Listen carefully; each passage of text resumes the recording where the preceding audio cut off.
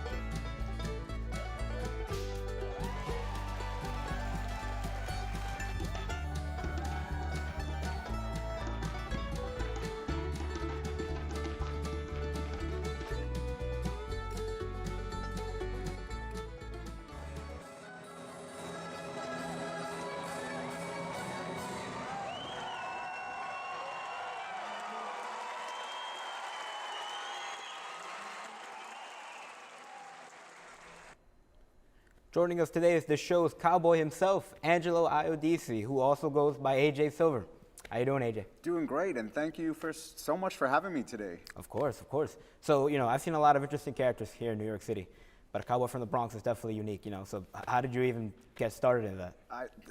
Everyone, when they hear I'm from the Bronx, they are so surprised. People come to a performance and they see me doing my trick roping and they assume I might be from Texas, Oklahoma, and when I tell them from the Bronx, they all have the same question. How did a kid, from the Bronx become interested in the cowboy arts?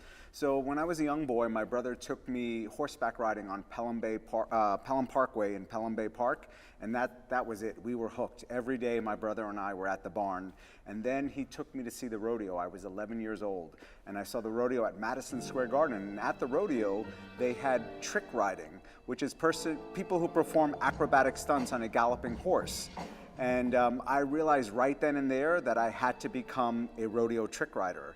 And I made that decision, and I followed my dream, and as fate would have it, I met mentors in the Bronx who trained me, and every day after school and on the weekend, I practiced with them. Wow, and for how long have you been performing? Yeah, so I started doing amateur shows at 12 years old, and I've been performing ever since. Right, and A.J. Silver, how did you come up with that? Yes, A.J. Silver is not my real name. My real name is Angelo Iodice, Iodice in Italian. And when I was performing in rodeos, I always used my real name. That wasn't an issue. But my first contract as a stage performer, there were two stipulations: no facial hair, and I had to come up with a Western-sounding stage name. Now, coming up with a Western-sounding name isn't as easy as you might think. But you're going to have to come to the show if you want to find out what it means and the story of how I came up with the name A.J. Silver. All right. And, talking about the show, so who's your target audience? Who could come down and enjoy? I think everyone will enjoy the show. You don't have to like cowboys. You don't have to like country music. You don't have to like Western culture. I tell the story of how a kid growing up in New York City in the Bronx followed his dream to become an international Wild West star. So I'm going to tell you stories that might make you shed a happy tear, might make you shed a sad tear. You are going to laugh. I hope you're going to be entertained by all of my skills: trick roping, bullwhip artistry, the boleadores from the Cowboys of Argentina, who are called gauchos. You are going to see footage from throughout my life. You're going to see me as a trick rider, so you're going to feel like you saw a trick riding performance. So I believe everyone will enjoy the show. Great, great. And New York City is not really thought of as a place with a lot of open spaces, so how did you, practice your horseback riding and your tricks? on the rope? Great question. So when people think of the Bronx, of course they don't think of horses, but the Bronx is home to New York City's largest park, Pelham Bay Park, 2,772 acres. That's 3 times the size of Central Park with a measly 843 acres. The Bronx is also home to Van Cortlandt Park, close to 1,200 acres. And when I was growing up, there were 5 stables in the Bronx. So that's a lot of urban cowboys and cowgirls. So my brother and I and all our friends from the barn, we were out all day exploring the forest in Pelham Bay Park. We would ride for hours, and we would even sneak our horses onto Orchard Beach, challenge one another to a race along the shoreline, take our horses swimming in the ocean. So thankfully, we discovered the Bronx had more to offer us than just concrete streets. Right, yeah. And, I assume that some of these tricks take a lot of training and practice to master. So, did you have to go through any regimen, any training program to really hone those skills in? Yeah, so the trick riding, because you're working with a horse, you first have to find a horse that is going to be your partner. So the two of you need to trust each other. You need a horse that has a gentle disposition, a horse that's strong enough to hold you. So of course, there's a sequence to learning these tricks. You do it at a standstill, and you learn how to get in and out of the tricks. This will also prepare the horse for what's expected of them. Then you do it at a walk, you do it at a trot, and then there comes that moment where you have to do it at a gallop. And that might include face planting in the dirt, falling off, trying to accomplish these tricks. So yeah, lots of practice involved. Yeah, and like we said, I assume there's a lot of face plants, maybe a couple falls. Is there any incident, anything scary that might have happened that really, sticks with you? Yeah, so when you're a trick rider, you're going to get injured, just like any sport. So both of my knees are shot. I have torn cartilage in both of my knees. Throughout my career, I was pretty fortunate. I didn't have any serious injuries, but I was always injured. I always had sprained ankles. I always had a bruised back. I had concussions. So it's all part of it. I actually did a trick where I would pass from one side under the horse's belly up the other side. And sometimes while I was doing that, the horses, it's called a hock, their bone would hit me in the head while I was while I was passing under, which is very painful.